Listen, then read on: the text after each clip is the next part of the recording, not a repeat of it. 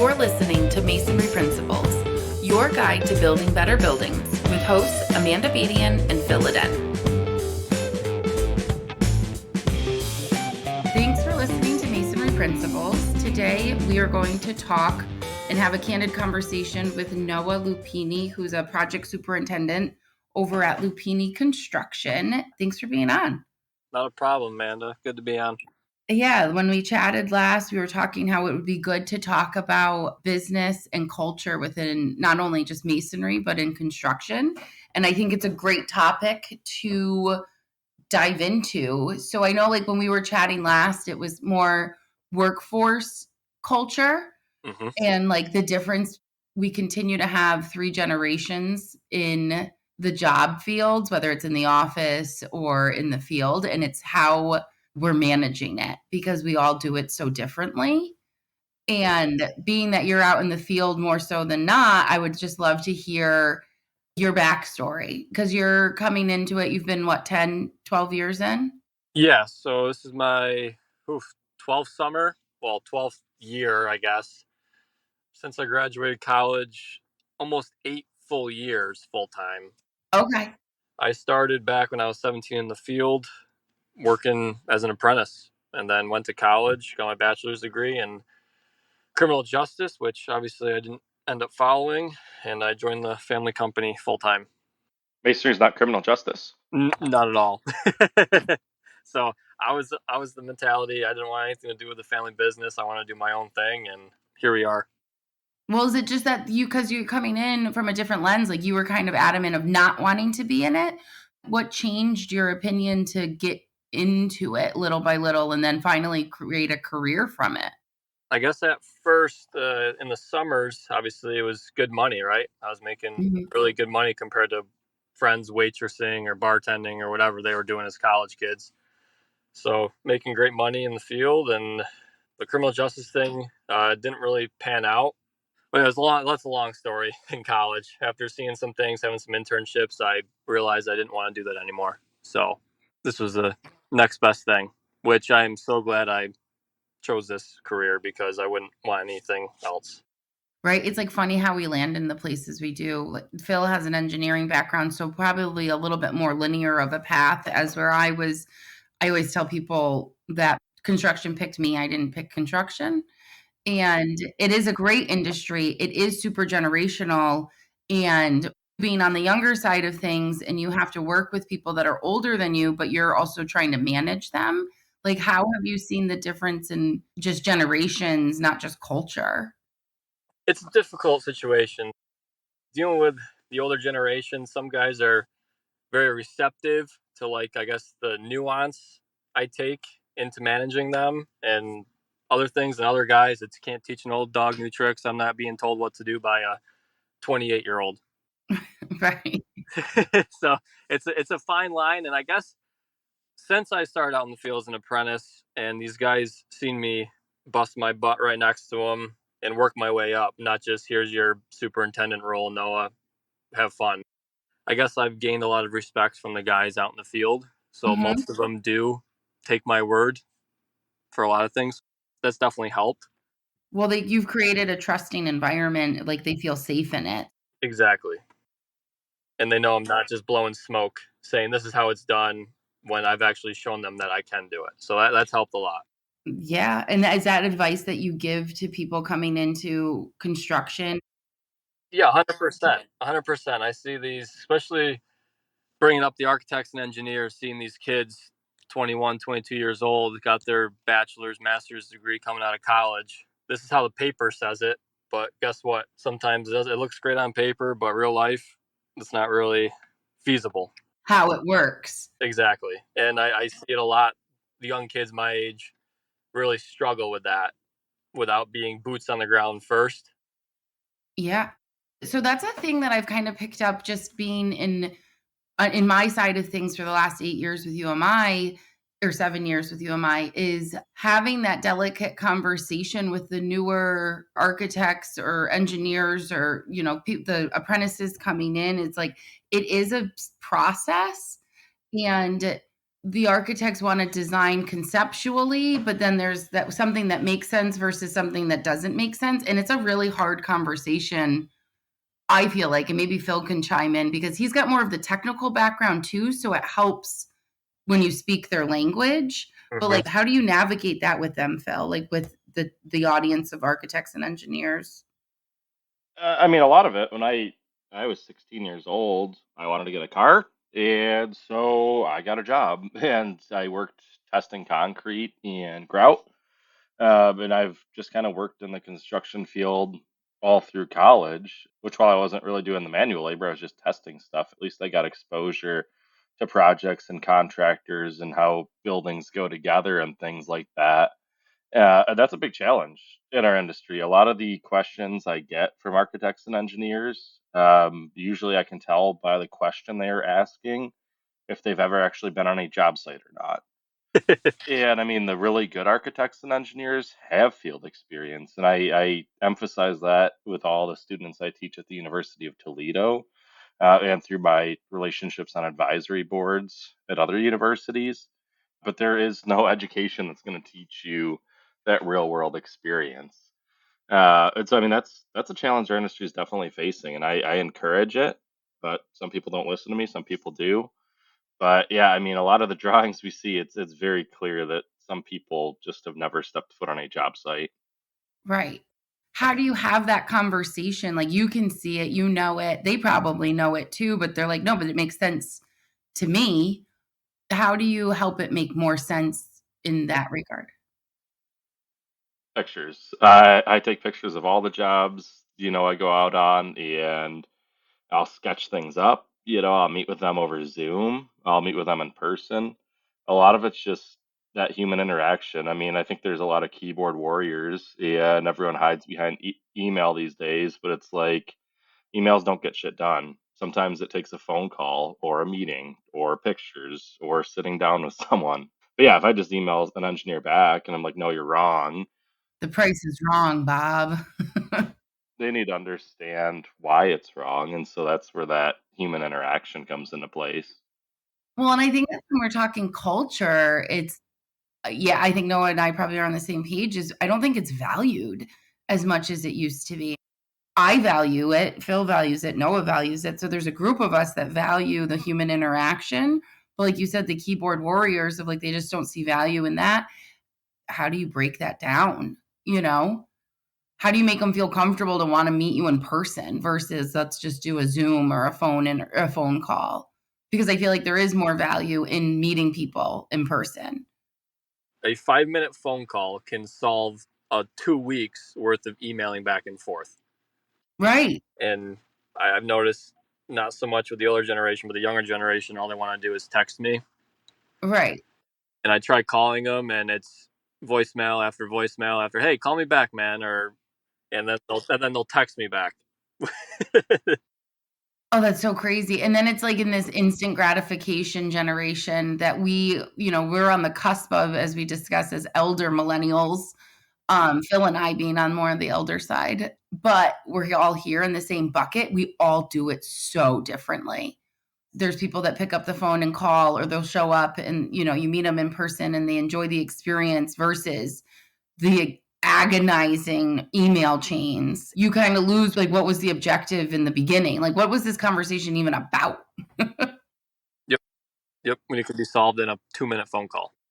Right. So it is that cultural difference. And I think we were talking about it before was we're in the now, like everything's right now. Yep. And if we want it, we get it. And it's hard, I think, to have patience in the year 2023. And we're in an industry that I've learned, and maybe I'm projecting, I need to learn to have patience in an industry that is infamous for just policy procedure. This is the way we've always done it. Change isn't necessarily what we want. There's people like myself or Phil or in these roles that change is what we were hired to do. And I guess it's just hard.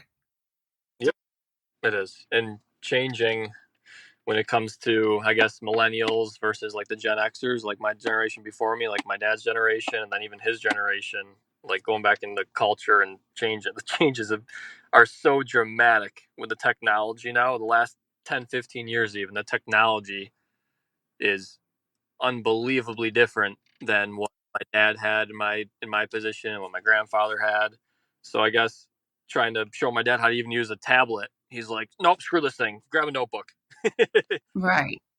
Technology streamlines the process, but then the problem with technology is it's constantly changing. So a program that we might have used 5 years ago is dated now, you know? It's hard to keep up with it all, and I think that's the business side of it, right? We're having that conversation of business and construction where how your dad was dealing with bidding and, getting private work is so different than it looks like now. And that's what we were discussing. Like, we were in such a build cheap, build fast culture. Yep. And masonry, that's not the story of masonry. So it's like, what can we do to make you understand that, like, this is built to last? We don't build it like we used to. So let's have an open mind to how we do things now, is kind of the challenge. Yeah. The industry is constantly changing. Right. And masonry, like, we've got our strong markets. It's how do we maintain it in a constantly changing society? Well, and I think the thing about change is, I mean, one of the struggles I have with my organization and other masonry organizations I'm involved with is change isn't always a bad thing, but a lot of our organizations refuse to change. Right. And we just lose market share. I mean, that's all we do. I mean, we just sit back and do what we did 30 years ago. And that sometimes just doesn't make sense. And so, I mean, change for change's sake isn't necessarily good, but change isn't bad either. And I think our generation is a lot more agreeable to that and willing to change just because, I mean, we've seen, I mean, I remember, the internet having not being able to use a home phone because I was connected to the internet when I was a kid on a computer to now with cell phones. And so, I mean, our generation has seen an insane amount of change in our lifetimes. And so we're just used to it. But as a industry, I just bang my head against the wall because people just don't change. Right. And how do you, when the market is constantly changing, and it's even buildings, like when we had Noah's dad, Scott, on the last episode, was, restoration is happening in buildings that are 10 years old. Like, when you think of restoration, you're thinking like 100-year-old or 50-year-old building. So I guess it's piggybacking off of the changes. Like, we built really strong, durable buildings so many years ago. Like, how do we keep that at the forefront of change? Well, I mean, a lot of that, though, is just related to the politics in our building codes. Right. I mean, we don't build buildings to last now. I know. And that's the societal thing. That's the culture. It's like our material, our masonry material that is our slogan, like, built to last. It's durable. So, like, if it's a societal problem, how do we combat, or how are we like, I know what we're doing, what Michigan's doing, no one knows what they're doing to keep business alive. Just a general conversation of, like, how do we stay ahead of it? Yeah. I almost feel like socially and culturally, our society has become very impatient with everything. Like you said, they want everything now. Like the Amazon 2-day shipping, no commercials on Netflix, instant gratification. It almost in turn goes into our buildings, right? The owners want this building built in a year when it should take 3 years. Right. We need it done now. We need it done right away. And just get it done. Get it done. That's all I ever hear. Get it done, get it done, get it done, get it done. So as a society, we almost have to just slow down a little bit. You know what I mean? If we want stuff to last, actually take a deep breath, like us, one brick at a time. You know what I mean? Right. But how do you have that, like, I guess, what can we talk about when we're networking or we're meeting new people in the industry, of, like, there are organizations and companies that do understand and they want to do things differently, and they're okay waiting as long as it's done right the first time. But then when the norm is do it now, do it fast, you're compromising so many things in between. And nobody wants to have that conversation, I feel like. It's an uncomfortable conversation, but no one really wants to have it because our norm is constantly moving. Slowing down is not our normal. Yeah, and like Phil was saying, the building envelopes are, man, I lost my train of thought now. Well, I mean, they're skinnier. I mean, we look at older buildings and they might be 3 wides of brick. And there might not be flashing or weep holes in them, but they didn't have moisture issues because we had a really thick brick wall that it takes water a long time to get through. Now that we reinforce our walls, we skinny up our walls, but now we're relying on all these other materials, our flashing and termination bar and weeps, and things are constantly getting invented and new products are constantly coming out. And I mean, how do architects know which one performs? I mean, that's why we see restoration work on 20-year-old buildings. I think we're just in such an overstimulated industry because it is constant. I mean, every industry is constantly changing, but construction material is constantly being innovative and changing. And how I almost feel bad for them because they're getting thrown. They have so many salespeople coming in or trying to get a hold of them to get things spec'd as like it's also part of what we do. But at the same time, it's like, how do you just take it all in? And I guess this is more a question for Phil because you are on the technical side of things. Or even for Noah, because you've got preferred materials that you use. How do you pick? How do you know? Phil, do you want to go first? Do you want me to take it? You can take it. So we get constantly, like you said, reps calling us from whether it be Sika, Euclid, Prosoco, Comproco, all different reps calling us, and we actually bring them in to our training room in Utica and say, "Hey, bring us your latest and greatest," and we will actually sit down and go through all their new products throughout the winter. Because you built that new training facility. Yes, because we have the new training facility, and we will bring our craftsmen in and go over new products and new ways of doing things. So we're constantly, I guess, in the up and up. And a lot of architects, engineers actually work with us. Hey, we got this project. What do you guys think would be the best suited for this project? So you're finding that they're leaning on the contractor. Yeah, because they know we do a lot of training in the off season throughout the winter. And is that because of like, how are they in the know because of the relationships you have with them? Or Yeah, so we're constantly. I mean, I'm close friends with some of the reps, and we're constantly talking and constantly dealing with each other. So you just create a relationship with them, which in turn betters us as a company, and betters the industry because then we can go to the architects and engineers. Hey, we got this new product that Sika just came out with last year. He came in, we trained with it. So we got some guys trained with it. Let's see what happens. We like it a lot. We do that a lot with our projects, especially the private ones. I mean, sometimes like the ones that we have to bid, I like to say the copy and paste spec, mhm. where they copy and paste a masonry spec, like a cutout and repoint spec that has been there for 20 years, even, and they just, because they have so much to do. And I feel kind of bad for these architects and engineers because they have so much to spec out and so much to do that they're just like, oh, copy and paste it. We did it last time. Keep going, keep moving forward. Just do it. Even though there's new technologies out there should be new specs coming out. Like you said with the SSD, right? My dad's latest podcast. Mhm. I hardly ever see specs explaining SSDing when it comes out to cut out repoint job. You know what I mean? Right. Well, and I think it circles right back, and Phil, please chime in because you are on the other side of it, but it goes back to slowing down. Like, once upon a time, maybe I'm wrong, maybe I'm completely naive to this, but it feels like once upon a time, they did things a little slower, so the specs were what they were 20 years ago because they worked, but that doesn't mean they work now.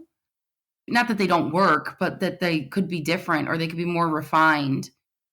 A lot of it's just low bid. I mean, it's low bid on the construction side and it's low bid on the design side. And so, I mean, architects and engineers, they don't have the fee to do things right. I mean, there's an architect in Michigan that they have stainless steel rebar spec on every single job. And it's because they just copy and paste it on every single job. And we RFI it on every single job and they accept it. And we don't use stainless steel rebar. But on the next job, it's still spec'd again. Right. And I mean, it's just they don't have time to change it. I'm not blaming them. It's the world we work in. But I mean, I feel like historically, I mean, a lot of it was more performance spec. I mean, a lot of the walls we see in old buildings, if you try to evaluate them to current building code requirements, they shouldn't be standing. That building should be collapsed. Yep. And it's not. We just knew it worked, and that's what we did. Yeah, I mean, it was all performance based, and I would like to see it go back to that. And when did that change? When did the pendulum start swinging this way? I don't know. Yeah, it's just as long as you've been in it, it's been this way. Yeah. I mean, my grandpa worked for the road department in Michigan, and he flew in the B-17s, ball turret gunner during World War II. But prior to that, they were putting in a road to a bomber plant here at Willow Run. And he told me the state inspector was out there delaying the project, and a general came out and just took the guy's notebook and was like, "Just build us a fucking road. We need bombers." And that's what they did. I mean, we get so stuck in the minutia of like everything else going on, and it's like it either works or it doesn't work. It's that simple. Right.